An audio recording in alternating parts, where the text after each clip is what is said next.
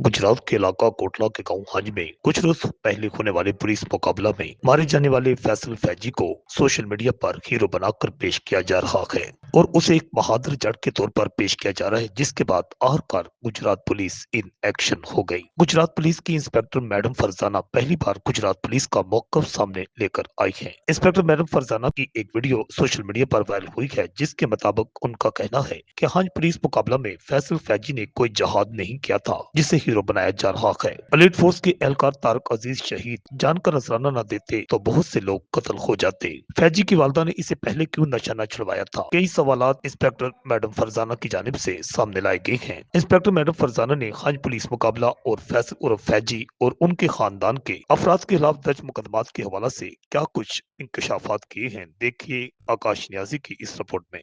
हज में जो पुलिस मुकाबला हुआ उसके बाद से आज तक जो है वो सोशल मीडिया के मुख्तलिफ जो लोग हैं वो फैसल को हीरो बना के पेश कर रहे हैं और पुलिस को यहाँ पे वो गलत साबित करने पे जो है वो लगे हुए हैं। मैं चाहती हूँ कि आपके सामने कुछ ऐसे हकायक को रखा जाए ताकि आप खुद फैसला कर सकें कि पुलिस जो है वो कहाँ पे गलत थी और फैसल जो है वो कहाँ पे ठीक था और कहाँ पे गलत था।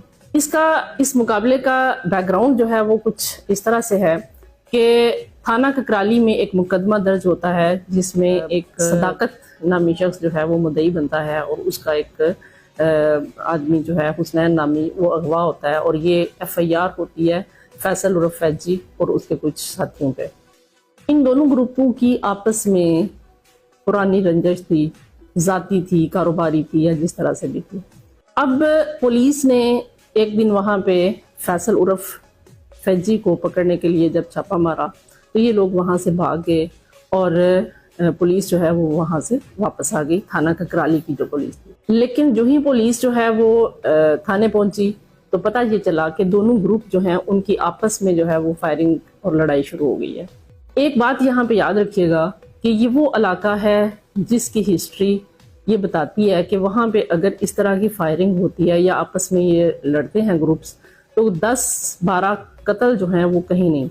अब जब ये फायरिंग की इतला जो है दोबारा पुलिस को पहुंचती है तो वहाँ पे एक उस इलाके में एक एलीट फोर्स की जो टीम होती है वो भी अपनी गाड़ी में गश्त कर रही होती है। तो जो मुतलका SHO है वो एलीट टीम को भी इन्फॉर्म करता है और वो लोग वहाँ पे दोबारा जो है मौके पे जाते हैं। अब पुलिस पार्टी के पास 2 ऑप्शन थे। नंबर 1 कि वो या तो साइड पे बैठ के देखते रहते, फायरिंग हो रही है, 2-4 लोग उस साइड के मरते, 2-4 लोग उस साइड के मरते और जब वो लोग आपस में वो फायरिंग खत्म हो जाती पुलिस मौके पे पहुंचती, जाके लाशें उठाती, पोस्टमार्टम करवाती, FIR दोनों पार्टियों पे देती, 2-4 उनके गिरफ्तार होते, 2-4 उनके गिरफ्तार होते तो ये मुकदमा खत्म हो जाता। और दूसरा ऑप्शन पुलिस के पास ये था कि वो वहाँ पे फायरिंग के दौरान वहाँ पे जाते और उस फायरिंग को रुकवाने की कोशिश करते ताकि दोनों पार्टीज की जो जाने जानी थी उनको बचाया जा सके। अब हमारी जो पुलिस पार्टी थी जिसमें एलीट फोर्स भी शामिल थी, इन लोगों ने दूसरा ऑप्शन जो था बहादुरी वाला वो इन्होंने चुना और ये वो वहाँ पे मौके पे पहुंचे और इन्होंने भी ये जाके इन्होंने गाड़ी भी रोकी और जो ही गाड़ी रोक के इन्होंने बीच में से लोग गाड़ियों से उतरने शुरू हुए तो जो दोनों पार्टीज थी उन्होंने सीधी फायरिंग जो है वो पुलिस पे करनी शुरू कर दी। कुछ गोलियां बोनट पे लगी, कुछ गोलियां जो हैं वो तारक अजीज नामी कांस्टेबल को लगी और कुछ गोलियां जो है वो आमिर शहजाद नामी कांस्टेबल को लगी। और जब ये लोग वहां पे गिरे जख्मी हो गए तो पुलिस जो है उन्होंने बैकफुट पे होना शुरू हो गया। अब इन लोगों ने उन जख्मियों को जो है वो उठाया, गाड़ी में डाला और हॉस्पिटल की तरफ चले और रास्ते में तारक अजीज नामी हमारा जो एक जवान है, हमारा भाई, वो रास्ते में शहीद हो गया, जबकि दूसरा जो है वो जख्मी और अल्लाह का शुक्र है कि अब वो सेहतयाब हो। साथ ही मुतलका जो SHO हैं उन्होंने सराने वाला को वकूए की इतला दी और मजीद जो टीम थी उनको बुलवाया। जब पुलिस जो है इसके लोग जख्मी होके गिर गए तो ये लोग जो है इनकी फायरिंग बंद हो गई और ये वहां से भाग गए। अब इनका मुकदमा जो है वो थाने में दर्ज हुआ और इनके घर में रेड किया गया। पुलिस, एलीट फोर्स और साथ मुतलका थाने के कुछ लोग ये उसके घर जाते हैं, वहां पे जाके इसको तलाश करते हैं। उसके बाद वो वहां से वापस चले गए। अब फैसल जो है ये जब वहां से अपने जहाँ पे ये छुपा हुआ था उस डेरे से दोबारा जब इस घर में आया, ये ऐलान किया कि मेरी गैर मौजूदगी में आके पुलिस मेरी मौजूदगी में आते तो फिर जो है वो मैं देखता। अब मेरा सवाल ये है कि इस वक्त जब वो फैसल नामी शख्स जो है वो ललकार रहा है पुलिस को, एक इदारे को, उस वक्त पुलिस को वहां पे क्या करना चाहिए था? अब जब दोबारा पुलिस जो है वो वहां पे जाती है तो वहां पे जाके पुलिस जो है उसने दोबारा रेड किया। उस वक्त तक इनको ये पता नहीं था कि फैसल इसी घर के अंदर मौजूद है।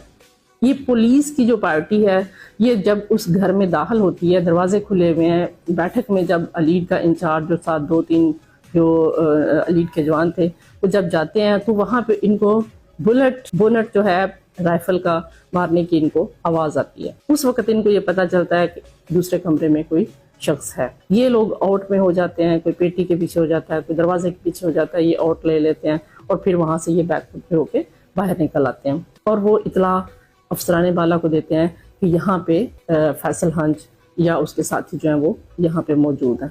अब कुछ लोग जो है वो बार बार ये बात भी कह रहे हैं कि जी 4 लोगों को मारने के लिए 700 बंदा गया, ये गया वो गया। अब मुझे एक बात बताएं, यहाँ पे पहले जब तारिक अजीज हमारा भाई शहीद हुआ उस वक्त भी पुलिस पूरी अपनी तैयारी के साथ गई थी, लेकिन उनके जहन में नहीं था कि सामने से इस तरह फायरिंग हो जाएगी। अब जब ये पता था कि सामने से फायरिंग हो सकती है तो क्या पुलिस को अपनी तैयारी के साथ नहीं जाना चाहिए था? अगर उस वक्त इस वकूए के बाद और इस मुकाबले के दौरान अगर किसी कांस्टेबल को कोई जख्म आता या कोई हमारा शहीद हो जाता वहां पे, तो आप जानते हैं कि कितनी इंक्वायरीज होती इस बात की कि भाई आप लोग तैयारी नहीं करके गए। अब जब वहां पे तैयारी की गई और ये पता चला, और दूसरी एक चीज, पुलिस को उस वक्त तक ये नहीं पता था कि अंदर 1 बंदा है या 10 बंदे हैं या 4 बंदे हैं, ये पुलिस को नहीं पता था। ना ही उनको असले का ये आइडिया था कि वहां पे अंदर जो है वो कितना असला हो सकता है। मौके पे जो है वो हमारे एसपी साहब इन्वेस्टिगेशन रियाज नाज साहब जो है वो भी गए, डीएसपी हजरात जो है वो भी गए और नफरी भी वहां पे मौजूद थी। जब मेगाफोन पे उसको ये बार बार कहा जा रहा है कि भी हथियार फेंक के आप बाहर आ जाओ, वो क्यों नहीं आया? वो आगे से बार बार ये कह रहा है जिसको हम लोग बड़े एक ना दलेराना इकदाम समझ रहे हैं, जो ये कह रहा है कि भाई ना मैंने हथियार डालने हैं और ना मैंने भागना है। तीसरा ऑप्शन क्या है फिर? क्या पुलिस को ये चाहिए था कि वो अपने सारे जवान जो हैं वो बारी बारी उसके सामने लेके जाते ताकि वो उनको गोलियां मारता, वो शहीद होते, उसके पास असला खत्म होता और वो फिर नहता होता, फिर उसको हम जिंदा पकड़ते? वो रियासत को ललकार रहा था। जब इसके बावजूद जब उसको मेगाफोन पे ये कहा गया कि भी आप हथियार फेंक के आ जाओ, नहीं आया सामने। उसके बाद उसके भाई को बुलाया गया, उसके भाई को उसके घर भेजा गया, वहां पे दरवाजे पे 1.5 घंटा भाई खड़ा होके उसके साथ बहस कर रहा है, उसके साथ झगड़ा कर रहा है, उसके तरले कर रहा है कि भी तुम एक दफा बाहर आ जाओ, हम पुलिस के सामने सरेंडर कर देते हैं। अब यहाँ पे मैं कुछ चीजें जो यहाँ पे रखना चाहती हूँ वो ये, आप ये देखें, उनकी मैंने भाभी का इंटरव्यू देखा, मैंने उनकी बीवी का भी देखा, उनकी जो माँ थी उनका भी इंटरव्यू देखा। आप ये देखें, उनकी भाभी ये कह रही हैं कि फैसल जो था वो मुजरम था और बाकी जो 3 लोग थे वो मासूम थे। एक जो है वो शायद चाय देने वाला था या दूसरा।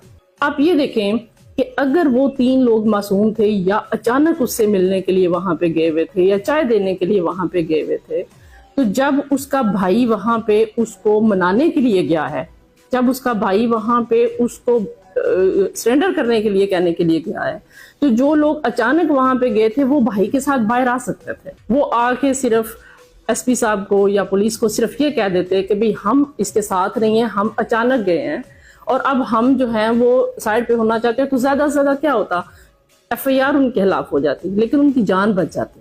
आप ये देखें, फैसल उर्फ फैजी वो मतलूब था, इश्तिहारी भी था, मंशियात फरोश भी था।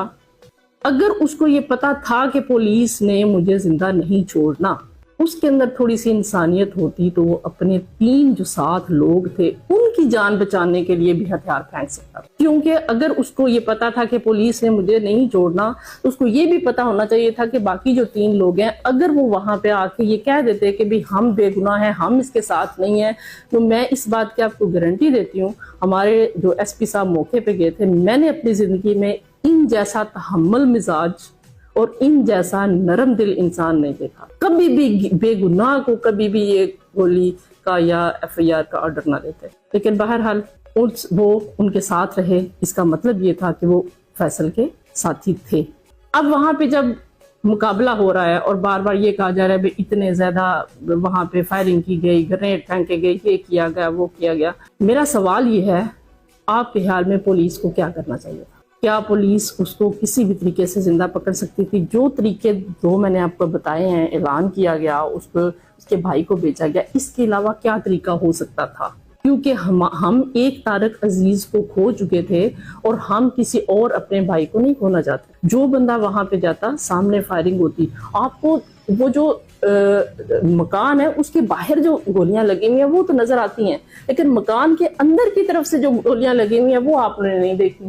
فیصل جو ہے وہ ایک منشیات فروش تھا. اب ان کی جو وائف ہیں ہماری بہن، وہ یہ کہہ رہی ہیں کہ وہ بے گناہ تھا، اس نے مجھے فون پہ بتایا کہ میں بے گناہ تھا، یہ تھا وہ تھا. چلیں آپ یہ دیکھیں، ایک بندہ 7-8 سال سے بقول ان کے والدہ یہ کہہ رہی ہیں اور ان کی بھابھی یہ کہہ رہی ہیں کہ 16-17 سال کی عمر سے یا 15-16 سال کی عمر سے فیصل نے نشہ کرنا شروع کر دیا تھا. نشہ کرنے والا شخص جو ہے وہ جب تک منشیات بیچتا نہیں ہے اس کا نشہ خود پورا نہیں ہو سکتا. کوئی بھی اتنا لینڈ لارڈ نہیں ہے کہ وہ اپنے گھر سے پیسے لا کے تو نشہ خرید کے پی سکے. اس کو تھوڑا بہت جو ہے وہ بیچنا پڑتا ہے. اب ان کی بات ہی مان لیتے ہیں کہ 7-8 سال سے وہ منشیات فروشی کر رہا تھا. آپ ذرا یہ سوچیں، کیا وہ اچھا کام کر رہا تھا؟ کیا اس نے اس علاقے کی نوجوان نسل کو تباہ نہیں کر دیا تھا؟ 8 سال سے فیصل عرف فیضی جن نوجوانوں کو نشہ فراہم کر رہا ہے اور وہ نشہ کر کے گلیوں میں رول کے مر رہے ہیں نوجوان، کیا کسی والدہ کسی بہن کے دل سے اس فیصل کے لیے بد دعا نہیں نکلی ہوگی کہ جس طرح ہمارے بیٹے رول کے مرے ہیں اس طرح تم بھی رول کے مرو؟ کون سا اس نے ایسا جہاد کیا کہ جس کے لیے ہم اس کو ہیرو بنا رہے ہیں؟ پھر اس کے بعد ایک چیز جو سامنے آ رہی ہے وہ یہ کہ جی اس کو پولیس نے بنایا منشیات پر. اس کے اوپر 14 مقدمے ہیں. 14 مقدمات میں یہ کچھ میں اشتہاری ہے اور کچھ میں یہ گرفتار ہے، کچھ میں اس کو بری کیا گیا ہے. ایک بات یہاں پہ میں تھوڑی سی اور بھی کلیئر کر دوں، جب ایک منشیات کا مقدمہ کسی ملزم پہ درج کیا جاتا ہے تو سب سے اس کی جو پہلی کنڈیشن ہے وہ یہ ہے کہ اس کے پاس سے گرفتار منشیات جو ہے وہ برآمد ہوتی ہے. اور جب برآمد ہوتی ہے تو اسی وقت اس کو پہلے گرفتار کیا جاتا ہے استغاثے میں، اس کے بعد جو ہے وہ اس کے اوپر FIR ہوتی ہے. اور جب پولیس کسی بندے کو گرفتار کر لیتی ہے تو پھر پولیس کے پاس اختیار ختم ہو جاتا ہے کہ وہ اس کو چھوڑ نہیں سکتی. پولیس ایک گرفتاری جس کی ڈلی ہوئی ہے اس کو 24 گھنٹے کے اندر اندر عدالت میں پیش کرنا پولیس کا فرض ہے. پولیس کو لاکھوں روپے بھی دو تو پولیس اس کو نہیں چھوڑے گی. 14 مقدمات اس پہ درج پولیس نے کیے ہیں جو کہ وہ عدالت میں جا کے تو اس کو چھوڑا گیا.